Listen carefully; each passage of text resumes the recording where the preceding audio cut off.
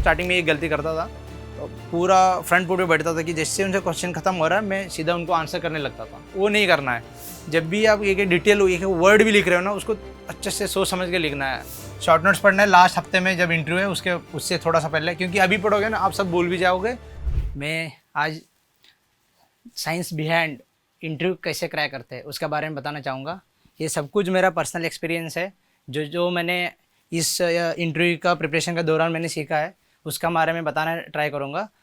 And some tips है and tricks है, जैसे जैसे तुम प्रिपरेशन तो सब लोग कर लेंगे, बट वहाँ से थोड़ा मैक्सिमाइज़ कैसे करना है मार्क्स, वो बताना चाहूँगा। आप देख सकते हो मैंने थोड़ा बहुत एग्ज़ाम्स वगैरह क्रैक किया है। ईएसए में मेरा 99 रैंक है, इसरो में फर्स्ट रैंक है, एनपीसीएल मैंने क्रैक किया था, बार्क में मैंने इंटरव्यू दिया था। बट इसमें मैं इस मिस्टेक किया था, वो बताना चाहूँगा क्या मिस्टेक किया था जिसकी वजह से मेरा नहीं हुआ। मैंने इंटरव्यू में बोल दिया था कि मैं ईएससी के लिए प्रिपरेशन कर रहा हूँ, वो सबसे बड़ा गलती था। मेरा इंटरव्यू अच्छा गया था, बट मैं बोल दिया था कि ईएससी के लिए प्रिपेयर कर रहा हूँ, उसकी वजह से मुझे लगता है कि मेरा नहीं हुआ। यहाँ देखिए, मैं समराइज़ करना चाहूँगा तो कौन सी एग्ज़ाम के लिए क्या क्या इंपॉर्टेंट है। लाइक देख सकते हो ईएससी के लिए आप टेक्निकल तो प्रीलिम्स भी दे चुके हो, मेंस भी देख चुके हो। अभी क्या मैटर करेगा, character awareness. Technical least matter करेगा यहाँ पे। कैरेक्टर, जैसे आप ऑफिसर बनने जा रहे हो, आपका कैरेक्टर सबसे बहुत इंपॉर्टेंट है। आप ऐसा सोचिए, एक बड़ा डिपार्टमेंट को आप हेड करने वाले हो आगे जाके, या बड़ा डिपार्टमेंट में आप एक बड़ा रोल निभाने चाह रहे हो, इंडिया का बहुत बड़ा कंट्रीब्यूटर होंगे इन फ्यूचर कंस्ट्रक्शन इंडस्ट्री में। उसकी वजह से आपका कैरेक्टर एंड अवेयरनेस, आप ऐसा समझिए लाइक आप ऑफिसर बनने जा रहे हो बट उस मिनिस्ट्री के बारे में आपको पता ही नहीं है, उसका मिनिस्टर कौन है आपको पता नहीं है, या उस मिनिस्टर का कहाँ का लोकेशन है, और वो कितना बढ़िया कंट्रीब्यूशन कर रहा है, उसका क्या क्या अचीवमेंट्स है अभी तक का। जैसे आपने मान लो रेलवे फर्स्ट प्रिपरेशन भर लिया, बट आपको रेलवे के बारे में इतना पता ही नहीं है। आप फिर आपको कितना मर्जी टेक्निकल नॉलेज हो, एंड ऑफ द डे आप जाके वहाँ क्या बन रहे हो, आप एक मैनेजर बन रहे हो। अच्छा, मैनेजमेंट करना आना चाहिए ना। टेक्निकल नॉलेज तो वो है कि जब प्रॉब्लम बहुत ज़्यादा सीवियर है उसको सॉल्व करने के लिए यूज़ होगा, but in day to day activity आप लोग मैनेज करने होंगे। इसकी वजह से जो अवेयरनेस है आपका अराउंड जो भी है, जैसे आप हो, आपका विलेज है, आप जहाँ जहाँ पढ़ाई किया है, एंड आपका जो फ्यूचर एम्बिशंस है, आपका क्या क्या कौन सी डिपार्टमेंट आप फर्स्ट या सेकंड इस तरह का भर रहे हो, उसका अवेयरनेस होना बहुत ज़रूरी है। कैरेक्टर हो गया, अवेयरनेस हो गया, टेक्निकल लीस्ट इंपॉर्टेंट है, फिर भी हमारा टेक्निकल एग्ज़ाम है तो जाना ज़रूरी है। बट जब तक आप प्री एंड मेंस तो क्लियर कर ही लिए, इसलिए इन जनरल सबको आता ही है टेक्निकल। ये दो चीज़ बहुत इंपॉर्टेंट है, कैरेक्टर एंड अवेयरनेस। अवेयरनेस के लिए आप डेली करंट अफेयर्स फॉलो करिए। द हिंदू एनालिसिस आप टाइप करो यूट्यूब में, बहुत सारे चैनल्स का वीडियो अगर आ जाएगा जिसका अच्छा रेटिंग वगैरह है उसका देख लो डेली। कैरेक्टर आप इसमें थोड़ा सा फेक भी कर सकते हो, जैसे आप जो भी है वो तो है ही है, कैरेक्टर चेंज करने में बहुत लंबा टाइम लगता है, बट थोड़ा सा आप उसको मॉडिफाई करके आंसर बताना है कि सो दैट आप अच्छे बंदे हो, ऐसा रिप्रेजेंट करना है। ठीक है, फिर मैं इसरो में आऊँगा तो इसरो में ओनली टेक्निकल क्वेश्चन रहता है, कैरेक्टर थोड़ा मैटर करता है। यहाँ पे क्या है ना, मैं ईएस में ओनली 20 मिनट्स का रहेगा, इसरो में 20 मिनट्स, बार्क में 1 घंटे का इंटरव्यू चलता है। इसरो में क्या है, only technical straight forward question रहेंगे, क्वेश्चन आंसर ऐसा। फिर कैरेक्टर थोड़ा मैटर करेगा। बार्क में कंप्लीट टेक्निकल, कोई एचआर क्वेश्चन नहीं है, कोई भी ऐसा घुमा फिरा के क्वेश्चन नहीं है, सब टेक्निकल क्वेश्चन पूछा जाता है बार्क में। एंड बहुत सारे लोग बोलते हैं कि बार्क बहुत टफ है, बहुत टफ है। इतना भी टफ नहीं है, क्योंकि वहाँ भी जो सेलेक्ट हो रहा है यहाँ ही के लोग हैं, हमारी जो आसपास वाले लोग हैं वही लोग हैं। एंड प्रिपरेशन कैसे करना है, ईएससी के लिए क्या करना है, जैसे मैंने बताया current affairs continue daily follow करते रहिए। 10 मिनट्स का 10 मॉक टेस्ट तो दीजिए, लाइक प्रैक्टिस बहुत इंपॉर्टेंट है ईएससी में, क्योंकि यहाँ पे क्या मैटर कर रहा है, कैरेक्टर मैटर कर रहा है ना, इसीलिए आपको कैरेक्टर डेवलप करने में टाइम लगेगा, इसीलिए ज़्यादा मॉक दो एंड वहाँ पे जो भी फीडबैक मिलेगा उसको इंप्रूव करते जाइए कंटिन्यूसली। फिर करंट अफेयर्स हो गया, फिर आईजीबी प्लस इंटरव्यू ट्रांसक्रिप्ट पढ़ना है डेली, फिर शॉर्ट नोट्स। मतलब डेली का आपका क्या प्लान रहेगा, हर 3-4 दिन में एक मॉक दो, फिर करंट अफेयर डेली फॉलो करते रहो, फिर आईजीबी कोर्स से वीडियो जो भी टीचर वगैरह बता रहे हो वो पढ़ते रहना है, फिर इंटरव्यू का ट्रांसक्रिप्ट पढ़ते रहिए, टेलीग्राम में वगैरह मिल जाएगा ट्रांसक्रिप्ट बहुत सारे। फिर शॉर्ट नोट्स मेनली लास्ट हफ्ते जो रहता है वहाँ पे पढ़ के जाइए। फिर इसरो में हम आते हैं, इसमें मॉक कम दीजिए, चल जाएगा 4 मॉक दीजिए। एंड ट्रांसक्रिप्ट वगैरह पढ़ना इंपॉर्टेंट है, क्योंकि यहाँ पे जो टेक्निकल क्वेश्चन है ना, इसीलिए यहाँ पे क्या ज़्यादा रहता है, रिपीटेशन बहुत ज़्यादा रहता है, पहले का वापस आ सकता है। फिर नोट्स पढ़ो, फिर शॉर्ट नोट्स। फिर बार्क में ओनली टेक्निकल है, इसीलिए मॉक कम दिए तो चलेगा, बट टेक्निकल बहुत स्ट्रांग होना बहुत जरूरी है बार्क में, इसीलिए नोट्स अच्छे से पढ़ना है, कॉन्सेप्ट बहुत अच्छे से अंडरस्टैंडिंग करना है, थ्योरम्स थेरीज हो गया, एग्जाम्पल्स हो गया, लैब टेस्ट वगैरह, ये सब बार्क में बहुत इंपॉर्टेंट है, उसमें फोकस रखना कंप्लीटली। नेक्स्ट स्लाइड है, what interview boards actually evaluate. मतलब उनका क्या क्या रिक्वायरमेंट्स है। आपका कैरेक्टर हो गया, फिर अवेयरनेस हो गया, फिर लीडरशिप क्वालिटी, डिसीजन मेकिंग, ये चारों बहुत इंपॉर्टेंट है कंपेयर टू दिस। यहाँ यहीं पे बहुत सारे लोग फेल होता है। ये बहुत ज़्यादा इंपॉर्टेंट है ना, बट सब लोग बोलते हैं कि मैं तो टेक्निकल में स्ट्रांग हूँ, क्यों नहीं सेलेक्ट हो रहा हूँ। इसीलिए टेक्निकल है चाहिए, बट वो लीस्ट इंपॉर्टेंट है। एंड जो भी बंदा इंटरव्यू के लिए पहुँच रहा है वो तो टेक्निकल स्ट्रांग है, इसीलिए तो पहुँच रहा है, उससे काम चल जाएगा। बस आप जस्ट रिवाइज करके जाइए। इमोशनल इंटेलिजेंसी हो गया, कम्युनिकेशन हो गया, ये थोड़ा लीस्ट प्रेफरेंस है, बट ये सबसे मैटर करेगा। आपका कैरेक्टर क्या है, कैरेक्टर मतलब एथिक्स, आप कैसे बिहेवियर है आपका, दूसरों को हेल्प करना, एम्पैथी हो गया, ये सब बहुत ज़्यादा मैटर करेगा। फिर अवेयरनेस मतलब मैंने बताया था, करंट अफेयर्स से रिलेटेड हो गया, उस ऑर्गेनाइजेशन से रिलेटेड हो गया। जैसे आप दो लोगों को ऐसा सोचिए, दो सेम नॉलेजेबल बंदे हैं, बट एक का अवेयरनेस अच्छा है, एक दूसरे का अवेयरनेस नहीं है। कौन सी बंदा अच्छे से डिसीजन ले पाएगा, वो जिसका अवेयरनेस ज़्यादा है वो ले पाएगा ना। इसलिए अवेयरनेस बहुत इंपॉर्टेंट है। फिर लीडरशिप क्वालिटी हो गया, क्योंकि जैसे आप देख सकते हो ईएससी में अगर आपको 100 लोगों से ज़्यादा वगैरह लोगों को मैनेज करना पड़ेगा, कंटिन्यूस मीटिंग्स रहेंगे, कहीं भी ऑर्गेनाइजेशन में जाओ आपके नीचे बंदे तो रहेंगे काम करने के लिए, उनको हैंडल करना आना चाहिए ना। इसलिए लीडरशिप क्वालिटी हो गया। फिर डिसीजन मेकिंग, ये सब बहुत इंपॉर्टेंट है। नेक्स्ट स्लाइड में देखो, फर्स्ट इंप्रेशन, ये है 30 to 60 सेकेंड्स का रूल। इसमें क्या रहेगा, जो फर्स्ट 30 to 60 सेकेंड्स का रूल है, जो फर्स्ट आप जैसे जाओगे, एंट्री जैसे करोगे, आप जैसे बैठोगे, आप जैसे बातचीत करना स्टार्ट करोगे, ये मैटर करेगा। इसमें जो स्टार्टिंग इंप्रेशन है बहुत मैटर करता है। फर्स्ट 30 to 60 सेकेंड्स का परसेप्शन उनका बैक ऑफ द माइंड ये आपका इंटरव्यू खत्म होने तक रहेगा ही, इसीलिए उसको अच्छे से हैंडल करना है। उसमें मैं और एक चीज़ बताना चाहूँगा, जो मैंने प्ले किया था हर इंटरव्यू में, बहुत ये वाला फर्स्ट पॉइंट जो है, first impression matters in introduction.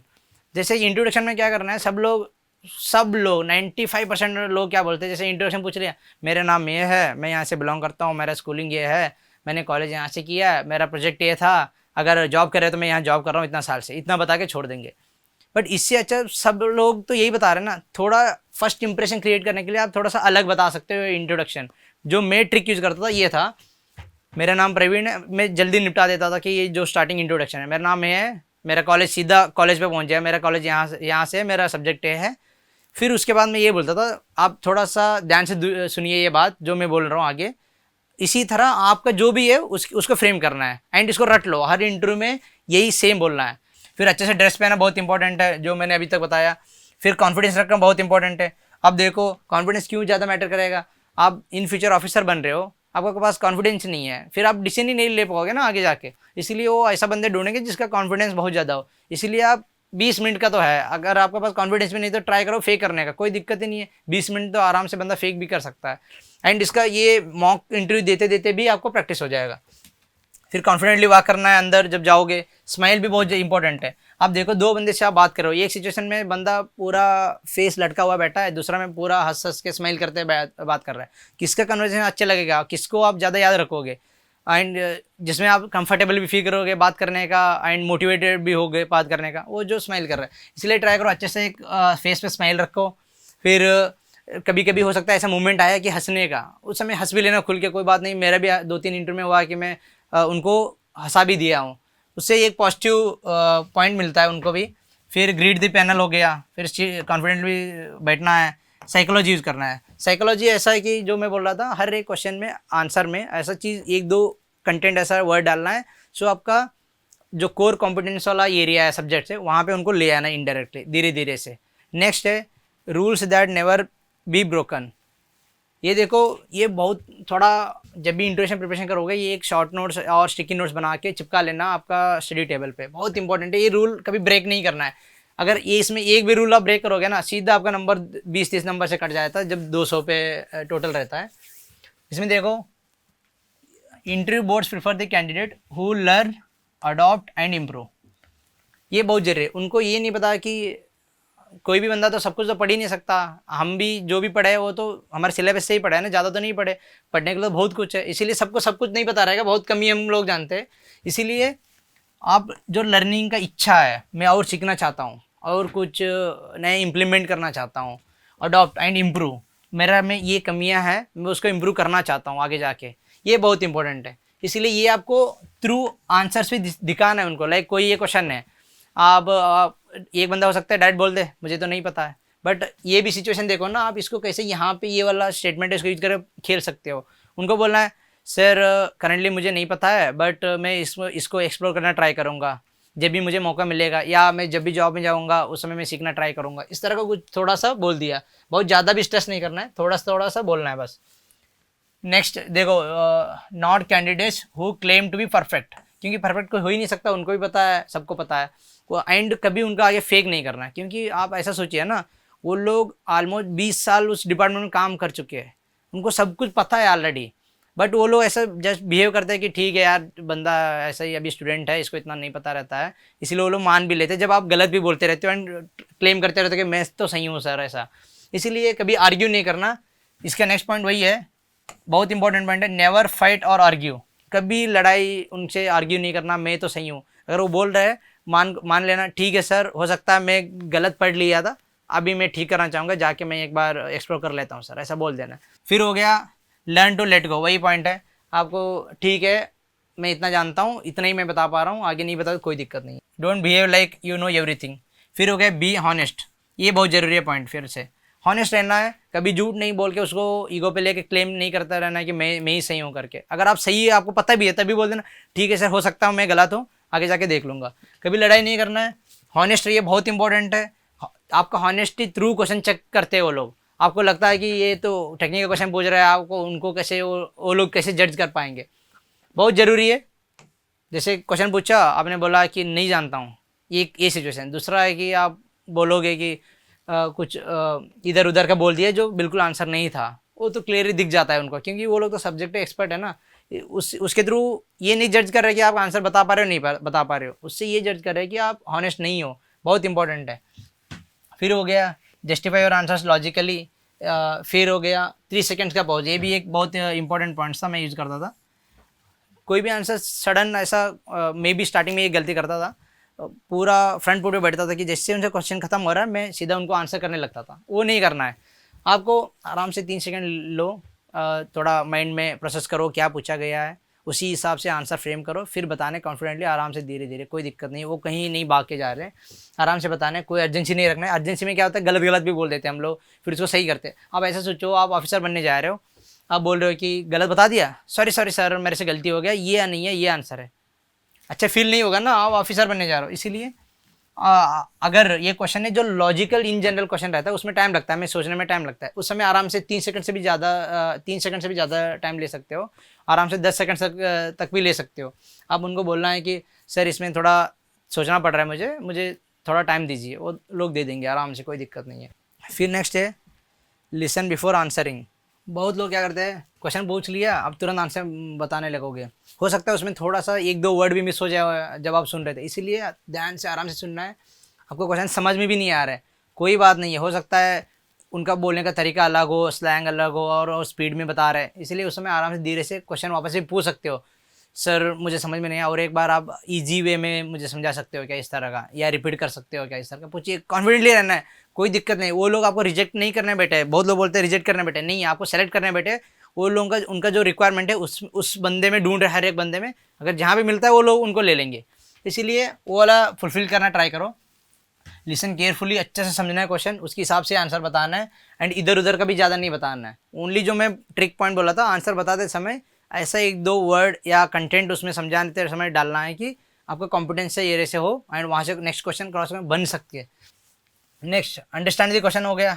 Next think structure and answer, पहला थिंक करो, फिर अच्छे से उसको फॉर्मेट करो, फिर आंसर बताना है। नेवर रश, जल्दी रश नहीं करना है। जो ये पॉइंट था 3 सेकंड का पॉज लो, उससे क्या क्या होता है, क्लैरिटी बढ़ जाएगा, फिर कॉन्फिडेंस बढ़ेगा, एक्यूरेसी भी बढ़ेगा। एंड 2 लोग बंदे आप देखो ना, एक आराम से धीरे धीरे कॉन्फिडेंटली बोल रहा है, दूसरा हड़बड़ाई में बोल रहा है, फास्ट बोल रहा है। वो जो धीरे धीरे बोलेगा उसका कॉन्फिडेंस ज़्यादा दिखता है, एंड उसका एक्यूरेसी भी ज़्यादा रहेगा, क्लैरिटी भी ज़्यादा रहेगा। नेक्स्ट स्लाइड पे चलते हैं हम लोग। नेक्स्ट स्लाइड है आंसरिंग स्ट्रैटेजी, जो अभी तक मैं कवर कर रहा था, यही पॉइंट है इंपॉर्टेंट। आंसरिंग स्ट्रैटेजी मैंने जो यूज़ किया हूँ, every answer should be clear, coincide, structured, ये तो नॉर्मल हो गया, सब बता ही देते हैं, आपको भी पता होगा। And support with facts and example, always maintain the eye contact हो गया, बहुत ज़रूरी है। कभी कभी हम लोग ऊपर नीचे देखते लगते हैं, सोचने समय नीचे देखते हैं, इधर उधर देखते हैं, ये थोड़ा उनको भी अनकंफर्टेबल फील कराते हैं, लगता है कि इस बंदे में कॉन्फिडेंस नहीं है, इसलिए बिल्कुल आई में आई कॉन्टैक्ट करके उसका भी एक ट्रिक है, अगर आई में आई कांटेक्ट आप नहीं मिला पा रहे हो तो उनका जो आईब्रो रहता है ट्राई करो वहाँ देखने का, उससे आपका प्रॉब्लम सॉल्व हो जाएगा। फिर है प्लेजेंट फेशियल एक्सप्रेशन, काम अंडर प्रेशर, ये भी बहुत ज़रूरी है। हो सकता है एक जगह पे ऐसे भी वो करेंगे, ट्राई करेंगे आपको प्रेशर में पुट करने का, आप प्रेशर में नहीं हो जाना है। वो लोग आपका यही क्वेश्चन वगैरह नहीं चेक कर रहे हो, इनडायरेक्टली आपको प्रेशर में पुट करके टफ क्वेश्चन पूछ के उसको चेक कर रहा है कि आप कैसे हैंडल कर रहे हो, आप प्रेशर में तो नहीं आ रहे हो। क्योंकि कल को जब आप ऑफिसर वगैरह बनोगे, बहुत सारे डेली इतना सारे प्रॉब्लम आते रहता है, उसको आपको सॉल्व करना है। अगर आप एक उस छोटे छोटे चीज़ों में प्रेशराइज हो जाओगे, आप तो अच्छे से काम ही नहीं कर पाओगे। इसीलिए ये भी बहुत ज़रूरी है। जो भी मैं हाईलाइट किया बहुत बहुत इंपॉर्टेंट है, उसको आप नोट डाउन करके स्टिकी नोट्स बना लेना, उसको डेली देखते रहो, आपको पता रहेगा कि क्या क्या पॉइंट फॉलो करना है, क्या नहीं करना है इंटरव्यूज में। नेक्स्ट स्लाइड है आई डोंट नो स्ट्रैटेजी। ये जो मैं स्ट्रैटेजी यूज किया था, सब लोग ऐसे जब क्वेश्चन पूछा जाएगा आप बोल सकते हो कि sir I don't know, I don't know. आप ऐसा देखो 5 बार आपने बोल दिया I don't know, I don't know, I don't know, उनको बैड इंप्रेशन जाता है। उससे अच्छा मैं जो स्ट्रैटेजी किया ऐसा बोल सकते हो आप, सर मैंने तो पढ़ा था बट अभी याद नहीं आ रहा है, सर मैंने तो सुना ही नहीं इसके बारे में, मैं ट्राई करूँगा इन फ्यूचर जहाँ भी अपॉर्चुनिटी मिलता है मैं उसके बारे में पढ़ लूँगा। सर मैं पढ़ा था न्यूज़ में बट अभी मुझे याद नहीं आ रहा है। सर मैंने तो टीचर से सुना था या फ्रेंड से सुना था बट अभी रिकलेक्ट नहीं कर पा रहा हूँ। या सर मैंने नोट्स में पढ़ा था बट रिवीजन नहीं किया था इसलिए थोड़ा भूल गया हूँ सर। इस तरह का डिफरेंट डिफरेंट वे में बताना है। नहीं तो कहीं मैं सुना था, या ये भी बोल सकते हो अगर आपको थोड़ा बहुत भी पता है, can I make a educated guess, पूछ सकते हो सर मैं इतना कॉन्फिडेंट नहीं फील कर पा रहा हूँ बट थोड़ा बहुत तो कहीं पढ़ा था नोट्स में वगैरह, इसीलिए मैं ट्राई करूँ क्या। अगर वो हाँ बोलते हैं ट्राई कर लेना, नहीं तो कोई बात नहीं। इससे कभी मार्क्स नहीं कटते, जब आप आंसर नहीं पता उससे कभी मार्क्स नहीं कटते। किसी को भी फुल नहीं पता है, ओनली मार्क्स कटेंगे आपका कॉन्फिडेंस जब आप लोग ब्लफ करोगे। नेवर ब्लफ, ये भी एक इंपॉर्टेंट रूल है, कभी झूठ नहीं बोलना है, हॉनेस्ट रहना है। झूठ आराम से पकड़ा जाता है। लाइक इलॉन मस्क का भी एक स्ट्रैटेजी है, वो इंटरव्यू लेते ही नहीं है। वो क्या करते हैं, आप बताओ आपने कौन सी प्रॉब्लम सॉल्व किया लास्ट 2-3 ईयर्स में, आप कोई भी बता दोगे। अगर वो झूठ है वो क्या करेंगे, 2-3 बार क्रॉस क्वेश्चन पूछते जाएंगे कंटिन्यूसली। अगर आप झूठ बोले तो आप पकड़ा जाओगे, क्योंकि नेक्स्ट आंसर आप नहीं बता पाओगे। अगर आप सही सही में बोला तो आप बता पाओगे। जैसे उन्होंने बोला कि मैंने एक लेबर वाला प्रॉब्लम सॉल्व किया था, बोले कैसे सॉल्व किया था, कितना लोग थे, क्या प्रॉब्लम था, आपने क्या क्या टेक्नोलॉजी यूज़ किया या क्या क्या रूल्स वगैरह रेगुलेशन वगैरह आपने यूज़ किया। इस तरह क्रॉस क्वेश्चन से आप फंस जाओगे, इसीलिए कभी झूठ नहीं बोलना। बट इसमें एक मैं बताना चाहूँगा ट्रिक क्या है, झूठ बोलने से अच्छे जो भी आपको पता है वो बताइए, बट उसको थोड़ा सा मॉडिफाई करके बताइए, रिप्रेजेंट ऐसे रखना है। जैसे मैं ये बोला था ना, मैं पढ़ा हूँ सर बट मुझे याद नहीं आ रहा है, आपको नहीं पता है बट ये बोल सकते हो मैंने पढ़ा था बट अभी याद नहीं आ रहा है। इस तरह थोड़ा अच्छा रिप्रेजेंटेशन देना है उसको, झूठ कभी नहीं बोलना, ये तो रट लो, कभी झूठ नहीं बोलना है। हम चलते हैं नेक्स्ट स्लाइड पे। नेक्स्ट स्लाइड है स्टीयरिंग द इंटरव्यू।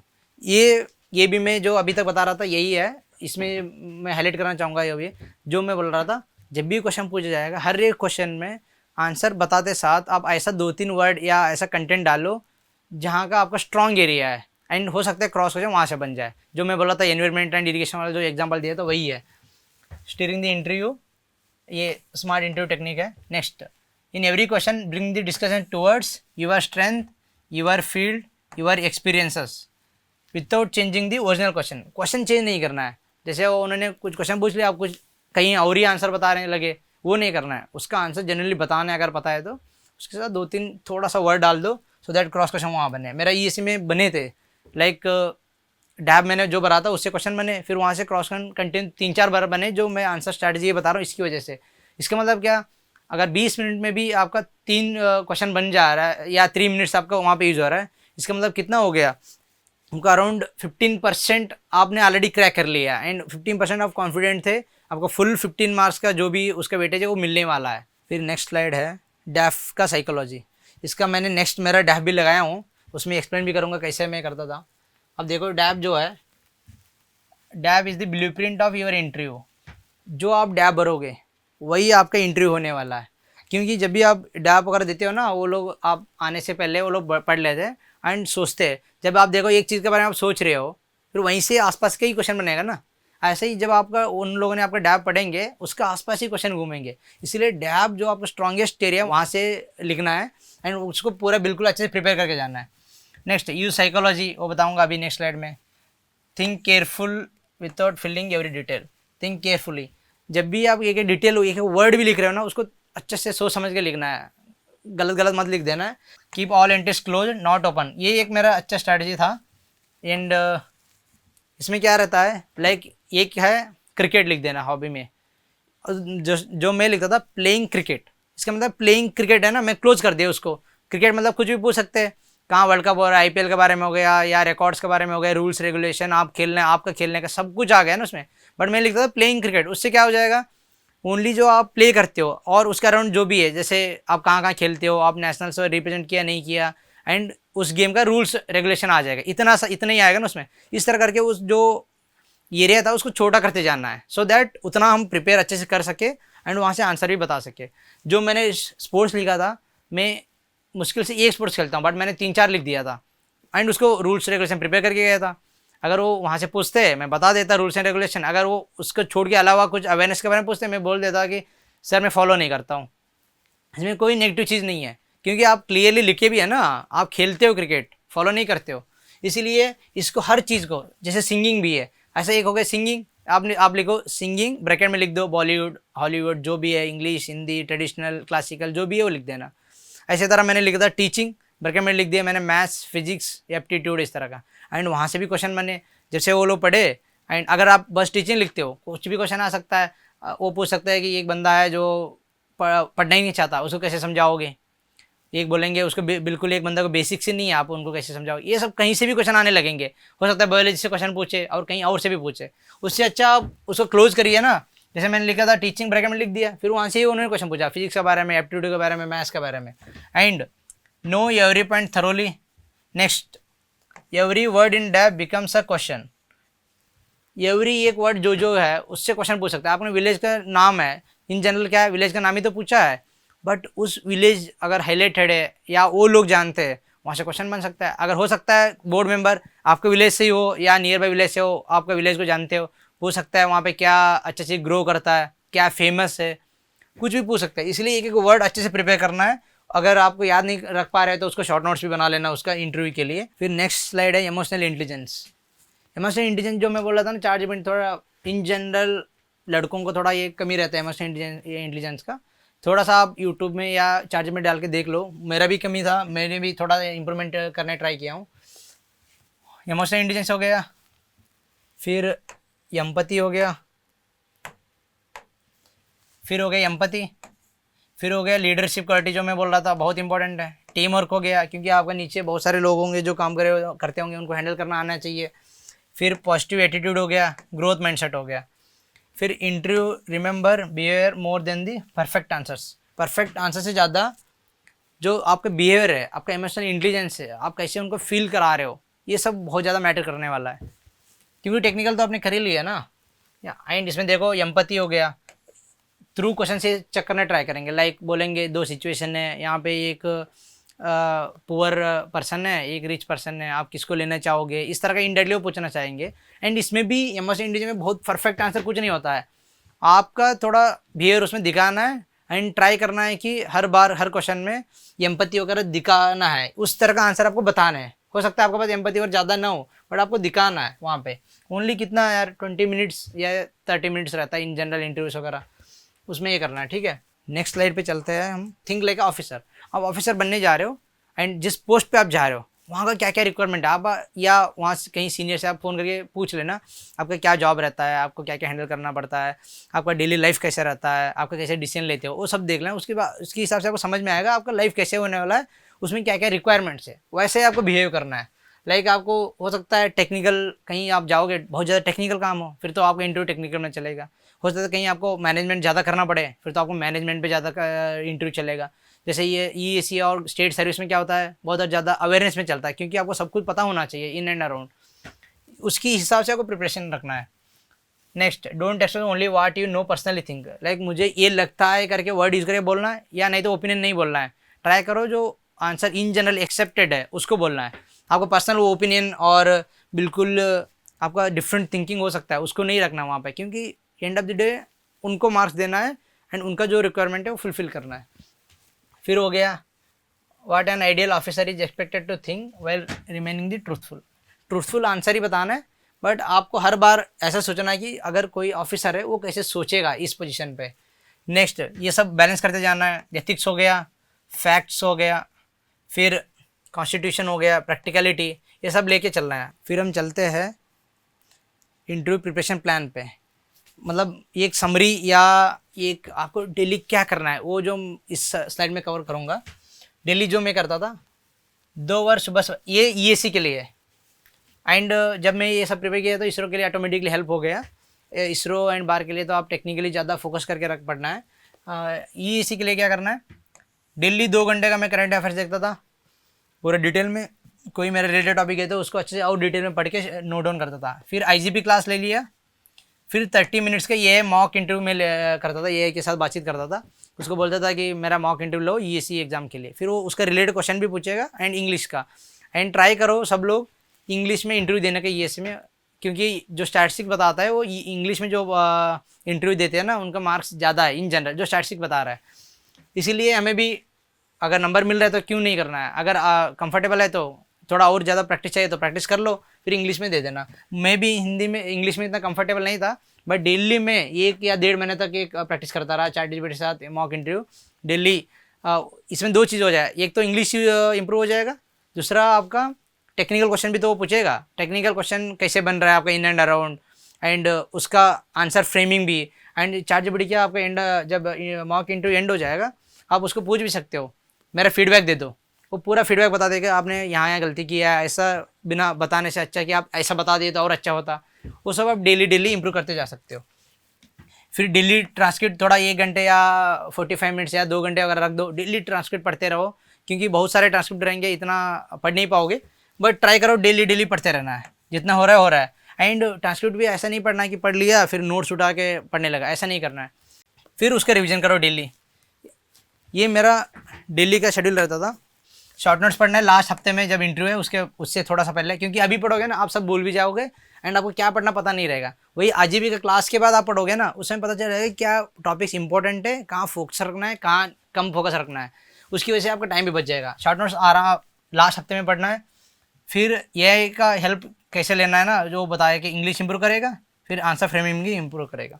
फिर 80-20 रूल है, ये हर जगह पे अप्लाई कर सकते हो आप लोग कहीं भी। लाइक आप मान लो 80% एफर्ट आपको करना है, 20% टीचर्स को करना है। 80% एफर्ट आपका जो स्ट्रॉन्गेस्ट सब्जेक्ट्स है वहाँ पे अप्लाई करो, पूरा 80% एफर्ट वहाँ पे रखो, क्योंकि इन जनरल आपका स्ट्रॉन्गेस्ट एरिया से ही इंटरव्यू चलता है।